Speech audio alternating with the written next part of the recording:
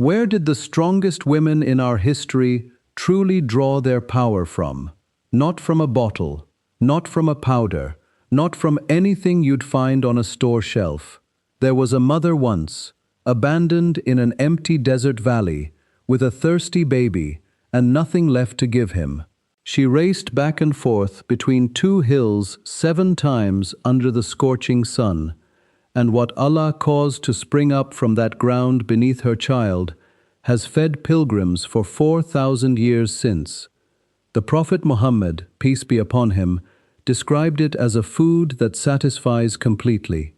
It takes the top spot on our list. Here are 20 Sunnah foods that rebuild a woman's strength. The very foods that sustained the mothers, daughters, and faithful women of Islam. Bismillah. Let's begin. Number 20. Halal goose, Arabic al-iwaz. We start with the substantial meats the earliest Muslims depended on for genuine physical power. The first is one that most people today have overlooked. Goose was considered one of the richer meats eaten by the Arabs and the peoples of the early Islamic conquests. A bird taken along on travels because its richness stayed with you. The Prophet, peace be upon him, ate poultry, as documented in Sahih al-Bukhari, and the families of the companions reserved the larger birds for times when extra strength was needed. Ibn al-Qayyim, in his work Zad al-Ma'ad, listed goose meat among the warming, fortifying foods, heavier than smaller birds and most suitable for those who labor and stay active. It must, of course, come from a halal slaughter, especially for a woman rebuilding her strength after an extended fast or a difficult period. The meats on this list represent the traditional Sunnah approach, real nourishment eaten with gratitude and in moderation. Number 19. Halal camel meat, Arabic lahm al-jamal. The meat of travel, the meat of endurance. Camel meat carried the Arabs across distances nothing else could manage, and it was consumed in the Prophet's peace be upon him household and by his companions. Ibn al-Qayyim described camel meat as among the most warming and strengthening of all meats, packed with the power of the animal that transported the ummah across vast deserts. It must come from halal slaughter. This is a food that the modern Muslim community abroad has largely abandoned. Yet for centuries, it was the strength food of a people who traveled on foot and by mount, always carrying burdens. For the believing woman, camel meat serves as a Sunnah connection back to the diet that built the resilience of the earliest generations. Hearty, honest food, eaten with restraint and thankfulness toward the one who provided it. Number 18. Halal tripe and offal, Arabic al-karsh wal-ahsha. Now to whole animal nourishment, nothing the companions wasted. Where today's table discards everything except the muscle, the early Muslims made use of the entire halal animal, the tripe, the offal, the parts richest in restorative value. Ibn al-Qayyim and the physicians of the Islamic tradition regarded these inner cuts as concentrated strength foods, particularly beneficial for the weak and those recovering from illness. These must come from a halal slaughtered animal, prepared cleanly. This isn't a modern wellness trend, nor a cure for anything. It's simply how the households of the companions ate, nothing discarded. Every portion of what Allah provided was honored. For the woman who wants to eat as the first generation of Muslims ate, this whole animal tradition represents a return to real, dense, unwasted nourishment. Number 17. Halal kidney, Arabic al-kulwa. Among these inner cuts, kidney held a special place. It was one of the concentrated foods used by households in the era of the companions to rebuild strength following sickness, fasting, or arduous travel. Ibn Sina, in his Canon of Medicine, discussed organ meats among the strengthening foods when eaten in the right proportion. It must be halal, slaughtered and cleanly prepared. The lesson here is moderation. These were never meant to be everyday foods, eaten without limit. They were the potent foods reserved for the days when extra strength was required. The companions understood a balance that today's table has largely lost. Rich foods for demanding days, simple foods for ordinary ones, and gratitude woven through all of it. Number 16. Halal goat heart. Arabic, kalb almaz. The heart of the animal for the strength of the household. Goat and lamb heart were counted among the fortifying meats of the Arabs, dense and nourishing, eaten by families in need of rebuilding. Ibn al-Qayyim placed heart among the warming, restorative foods. It must come from halal slaughter. There's a quiet wisdom in this older way of eating. The parts of the animal richest in strength-giving properties were set aside for those who needed strength the most. The nursing mother, the person recovering from illness, the traveler preparing to depart. The Sunnah table avoided both waste and excess. It matched the food to the need and gave thanks to Allah for both. Number 15. Halal spleen. Arabic, at-tihal. Now for a permitted exception that most Muslims have never had explained to them. In Islamic law, blood that flows from an animal is forbidden. Yet scholars across the Islamic tradition have long agreed that two blood-related organs are the exception, lawful and permissible to eat, the liver and the spleen. Though the spleen shares the nature of blood, jurists from across the schools of thought include it among permitted foods, an established exception within the law. Spleen was counted among the dense, strengthening foods of the household. Ibn al-Qayyim noted it among the fortifying foods, to be eaten in moderation. It must be halal sourced. This is something of a hidden sunnah at the table, a food most Muslims today don't realize was long ago declared lawful by Islamic scholars, even while so much else connected to blood remains forbidden. Number 14. Dried, cured meat. Arabic, kadid. The strength food of the long journey. Kadid was sun-dried, salt-cured halal meat that the Arabs carried across caravan routes for months at a time. The strength of the entire animal, preserved in a concentrated form. It was kept in homes and carried by travelers, sustaining the early Muslims on journeys where nothing fresh was available. Ibn al-Qayyim described dried meat as heavier and slower to digest than fresh meat, best suited to the traveler and the laborer who would burn through its energy. It must come from a halal slaughtered animal. For the woman managing a household, qadid represented the old wisdom of provision, food set aside during times of abundance so that no one went without during times of scarcity. Number 13. The foreleg, shoulder cut of sheep. Arabic, ad-dira. Now to the cut the Prophet, peace be upon him, loved most. It's recorded in the authentic Hadith collections that the foreleg, the shoulder cut, was among the meats most beloved to him, tender and easy to eat straight from the bone. Ibn al-Qayyim explained the reasoning. The foreleg is among the lightest and most easily digestible of meats, gentle on the body while still nourishing. It must come from halal slaughter. The Prophet, peace be upon him, teaches us through his own preferences that the best strength food isn't necessarily the heaviest one, but the one the body absorbs most easily. For the woman gently rebuilding her strength, the foreleg is the Sunnah's own answer, nourishing meat that doesn't weigh heavily on the body. Number 12. Camel milk. Arabic, Laban al-Ibil. The restorative drink of the desert.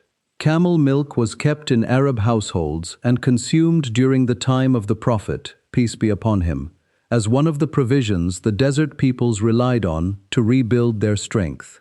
Ibn Sina, in his Canon of Medicine, placed camel milk among the most nourishing of all milks, uniquely suited to a depleted body, and Ibn al-Qayyim counted it among the strengthening provisions of the desert peoples. This is nourishment, not a medical treatment, but the honor given to it is genuine. Of all the milks Allah placed within animals, He set a special richness into the milk of the camel, the creature that carries the heaviest loads across the longest distances. For the believing woman seeking to eat as the earliest Muslims ate, camel milk is a Sunnah-era provision of strength. Number 11. Toasted grain drink, Arabic sawik, the strength drink of travel. Now to the food that believing women carried into the hardest of days. Sawik was parched barley or wheat, ground fine and mixed with water or a bit of butter into a fast, strengthening drink. It's recorded across the authentic Hadith collections that sawik served as rations during travel and battle, the food the companions and the believing women who marched alongside them, tending the wounded and carrying water, relied on when there was no time to cook. Ibn al-Qayyim described sawik as light to carry and quick to restore strength, the field food of a people always in motion. For the believing woman, sawik is a Sunnah connection to the strong women of early Islam, the ones who didn't stay behind, who carried water to the wounded at Uhud and Hunain, sustained by this simple parched grain and by their faith. Number 10. Meat broth, Arabic marak, the most generous strength food in the entire Sunnah. Abu Dhar, may Allah be pleased with him, narrated that the Prophet, peace be upon him, said, as recorded in Sahih Muslim, Hadith 2625, that when you prepare broth, add extra water to it and remember your neighbors. Marak, the meat broth, was the food that could stretch to feed more than just the household. Ibn al-Qayyim placed broth among the gentlest of strengthening foods, easy on the stomach and reviving for the weak and the sick. But its true significance lies in the teaching wrapped around it. Strength in the Sunnah tradition is never hoarded. The believing woman who thins her broth with extra water so a neighbor can share in it is fulfilling a command of the Prophet, peace be upon him, and the blessing in that food multiplies through the act of giving. Number 9. Ajwa, dates of Medina, Arabic tamr al-Ajwa, the most honored date in the entire Sunnah tradition.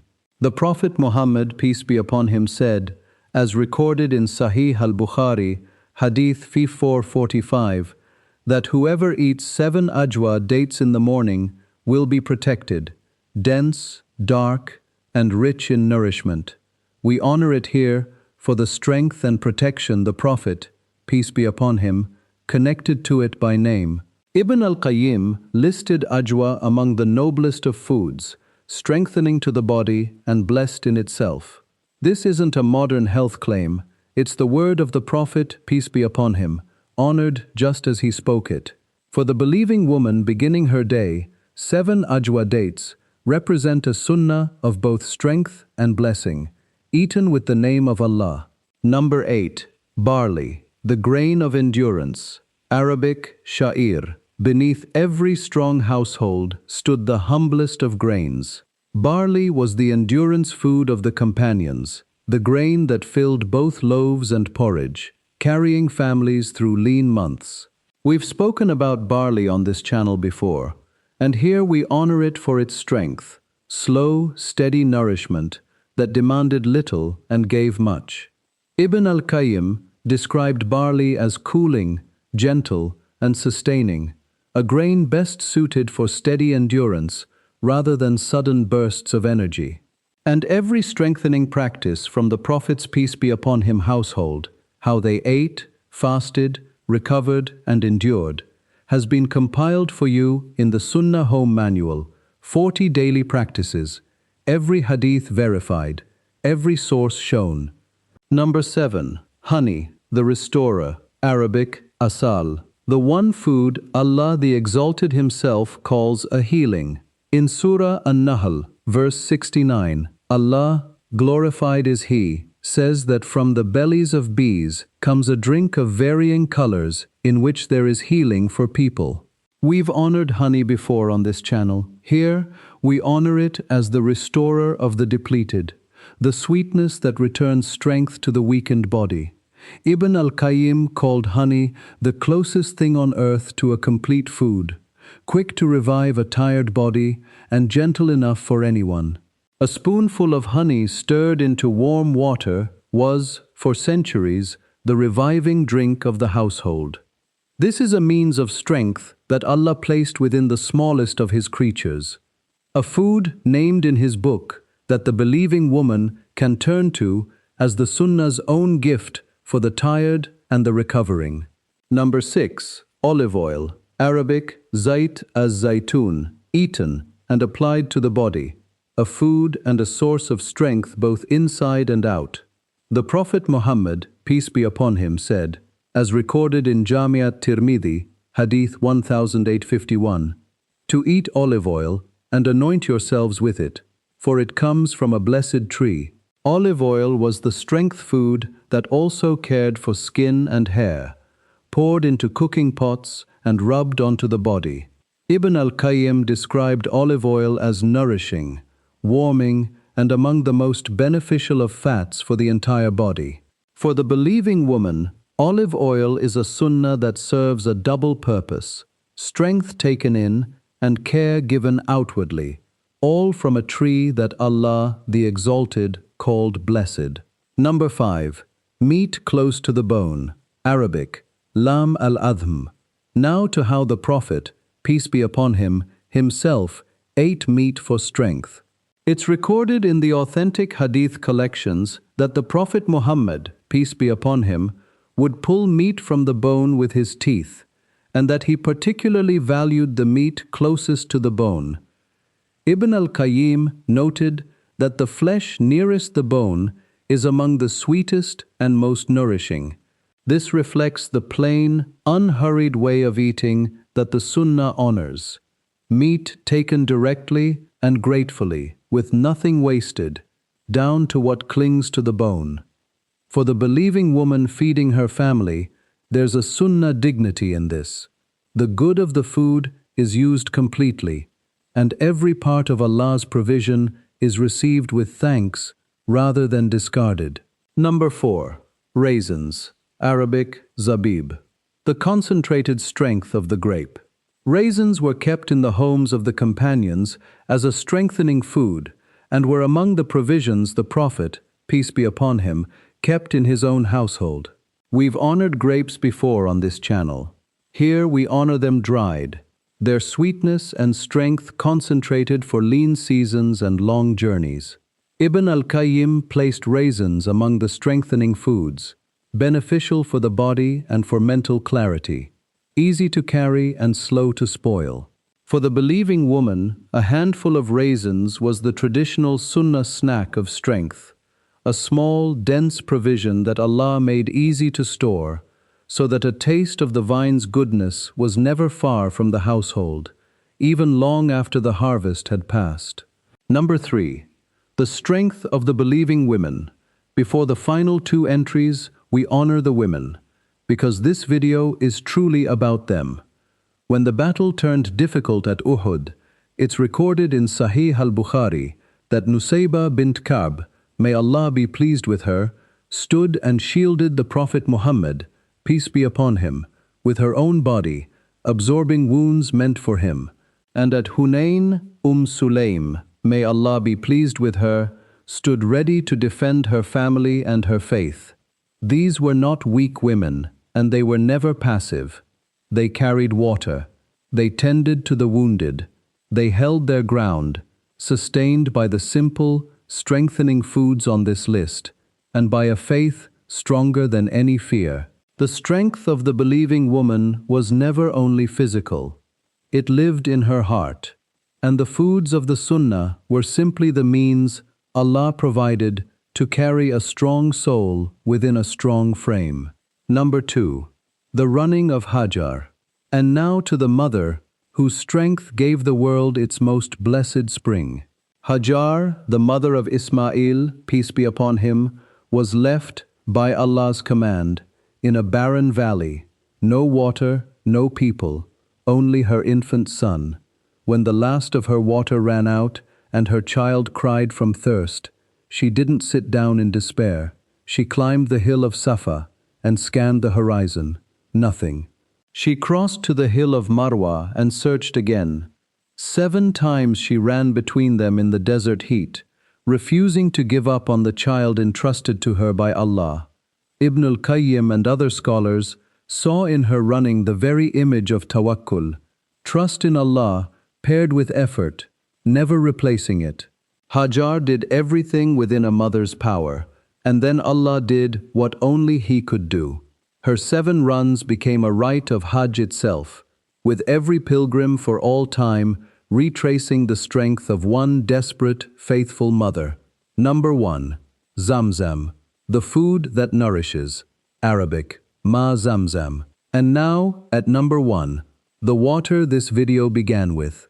When Hajar completed her 7th run between the 2 hills, Allah, glorified is He, brought forth water from the ground beside the infant Ismail, peace be upon him. The spring of Zamzam has not stopped flowing from that day to this, 4,000 years later. The Prophet Muhammad, peace be upon him, said of it, as recorded in Sahih Muslim, Hadith 2473, that it is blessed, and that it is a food which nourishes.